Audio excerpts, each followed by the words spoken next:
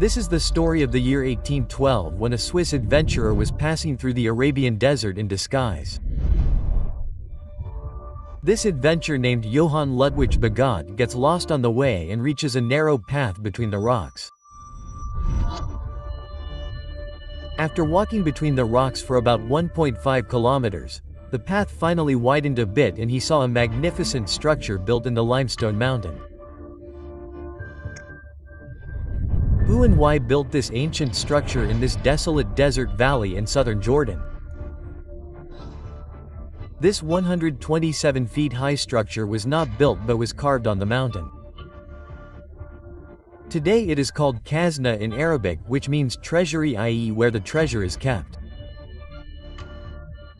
Magnificent pillars emerge from the bottom of the mountain and on their top are seen designs carved with great delicacy and beauty. A very large entrance which leads to a room. But no kind of design was made in this room. Only the natural beauty of the stone can be seen.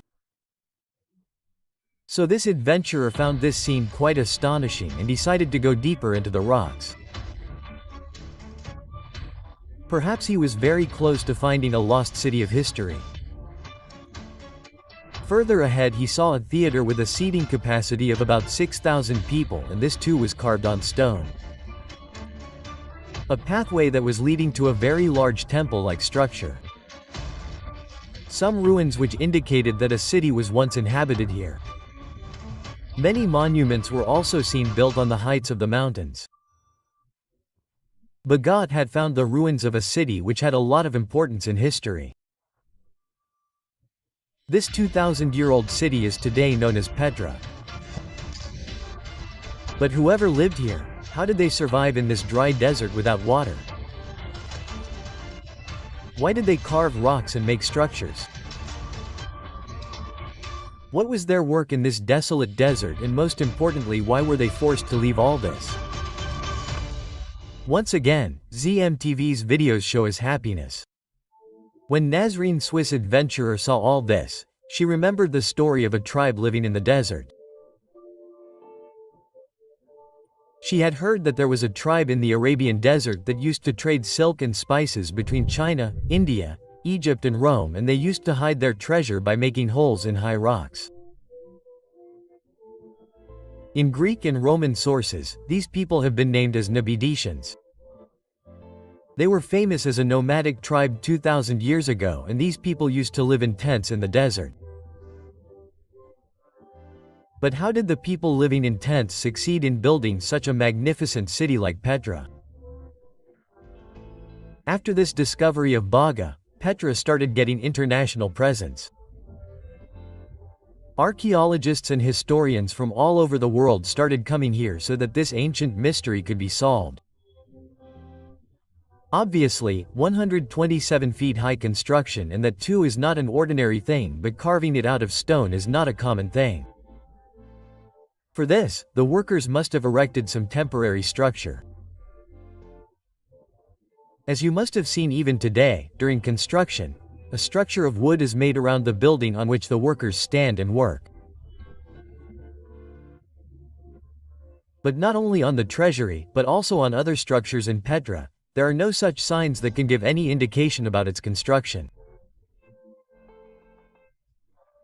After doing a lot of research and experiments, the researchers found an incomplete structure in Petra itself, and perhaps the secret of its construction was hidden in it. Looking at it, it seems that this is only the upper part of the structure and the rest of the limestone below was not cut at all. This shows that the Nabedicians used to start building any structure from the top. In the construction of the treasury also, first they climbed the Seven Rock and dug a horizontal shaft in the limestone mountain. Standing inside this shaft, they carved pillars and various designs and then slowly moved down. When the upper half of the structure was completed, the stone debris below would have accumulated so much that now by climbing its slope, the remaining half of the structure could be completed easily. This method of construction has not been seen anywhere else in the ancient sites around the world. Researchers got a hint about this trick when they carved a structure exactly like Petra in America. The Numidians had left very little writing in Petra. At only 1 or 2 places, something written in Aramaic script was found. This language was used in the Middle East during the time of Jesus. It was written in this script that this tome is very sacred. Whatever is inside it should never be changed or taken out from here. But the chamber outside which this was written had nothing except a few shelves. Looking at the size of these shelves, it was assumed that these were used to keep dead bodies. This place was actually their burial chamber. More than 800 such chambers have been discovered in the rocks of Petra.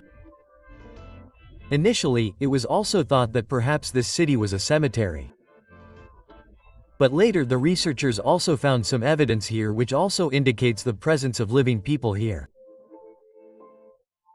On estimating the size of the living area, it was found that during its golden period, 20,000 to 300 people lived in Petra. But this is a city of 300 people, and that too in a barren desert. So where did these people get water from? A clue to this is found in a structure present in Petra which is called the Great Temple. Some holes have been found on the floor here. It seemed that perhaps water used to flow under it. When experts scanned this place with GPRIE ground-penetrating radar, an important clue came to light. GPR throws radio signals into the ground. These signals collide with different materials inside the ground and come back at different speeds. For example, after hitting the soil, they slowly come back in an empty space, their speed increases. By seeing the speed of the signals, it is estimated that where there is empty space under the ground. The results of GPS showed that a whole network of channels is laid under the floor of the temple. Just like plumbing work is done before the construction of the floor in a house. This evidence was enough to prove that there was an underground water network in Petra. But where did this water come from? Because this place is one of the driest places in the world. Locals still use a reservoir of water which is called Ain Musa. This natural spring provides water from underground. But the problem is that it is about 8 kilometers away from Petra's side. So now the question arises that how did the Numidians bring water from Ain Musa 8 kilometers below the rocks? We get a hint of this in the narrow entrance of the T.series. Here, signs of pipelines have been seen between the rocks. Such a pipeline was joined in small sections. When water passes through these small sections of the pipe, it must have leaked. But if water was so important for the Numidians, how would they let it go waste? When water passes through any pipeline, air pockets are naturally formed inside it which create pressure inside the pipe and the flow of water decreases. This pressure pushes the walls of water from inside, and if there are joints in the line, water will leak from them. Hydro engineers did many experiments and it came to light that if the angle of the pipe is inclined at 4 degrees, then air pockets will not form in the pipe. The flow of water will also be good and there will be no leakage. When experts saw the angle of the pipeline laid in Petra, it was surprisingly inclined at exactly 4 degrees. That is, the Numidians knew about this scientific principle 2,000 years ago, which we have recently discovered. After seeing all this, one thing is clear, that the Numidians were masters of hydro-engineering. Water in Petra was supplied not only from Ain Musa but also from flash floods coming from the mountains. Even today, when flash floods occur here, they are quite deadly. To avoid these, ancient dams were built at different locations in Petra. Researchers have discovered about 5 ancient dams here, the walls of some of which have been preserved for 2,000 years till date. These dams were not only used to store water but also protected the city from the devastation of floods. So far we have come to know about Petra that the Nabitians who settled here used to trade between China, India, Egypt and Rome.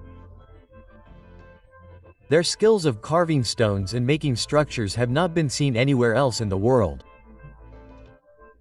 How did their engineers provide water to Petra in the desert?